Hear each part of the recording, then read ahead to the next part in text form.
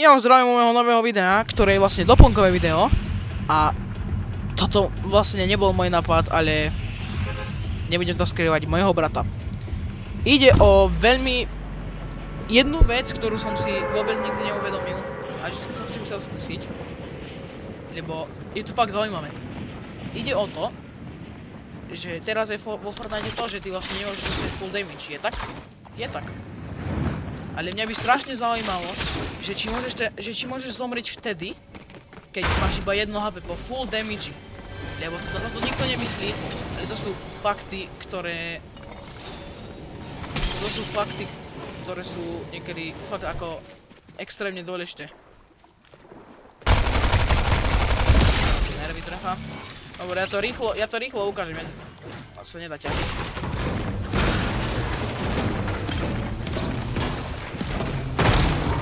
Lebo mňa to ako náhle mi to brat povedal, tak ma to začalo strašne zaujímať. Že či to je nejaká alebo no.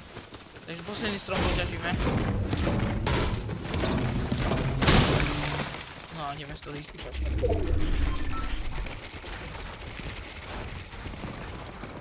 No.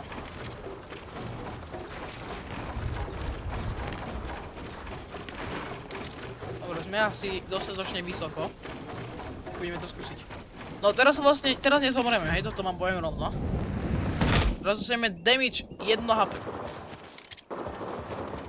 Ale ja mám strašne, môj brat mal proste dobrý nápad a on ma strašne ma zaujíma aj že či dostaneš damage, aj keď budeš mať iba 1 HP. Lebo to je vec, čo Fortnite vôbec nespomínal. A preto to musíme skúsiť.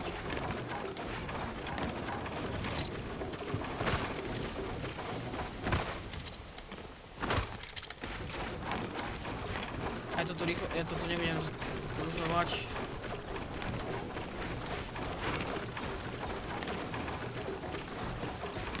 Dobre, je to ešte vyššia rampa. 3, 2, 1. Dobre. Takže zabite vo Fortnite neexistuje na full damage. Toto je jedno z vecí, čo ma celkom zaujímali. Ale tak... Ja dúfam, že to zaujímalo aj vás. A ak vás to zaujímalo, tak nezabudnite dať like. A budem som veľmi rád za odber. Takže ďakujem za vaše video aj podporu. A čaute.